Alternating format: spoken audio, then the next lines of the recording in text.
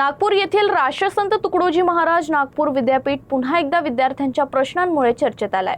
निकाल जाहीर होण्यास होणारा विलंब आणि परीक्षा व्यवस्थेतील गोंधळाच्या विरोधात भाजप आणि भाजयुमो कार्यकर्त्यांनी विद्यापीठ परिसरात जोरदार आंदोलन केलं।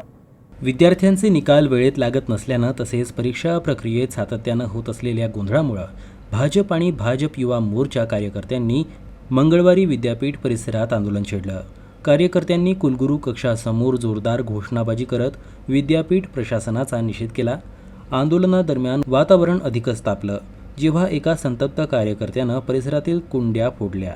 या घटनेनंतर परिसरात काही काळ तणाव निर्माण झाला होता। घटनेची माहिती मिळताच पोलिसांनी तत्काळ हस्तक्षेप करत संबंधित कार्यकर्त्याला ताब्यात घेतलं। त्यामुळे आंदोलनस्थळी काही काळ गोंधळाचं वातावरण निर्माण झालं होतं।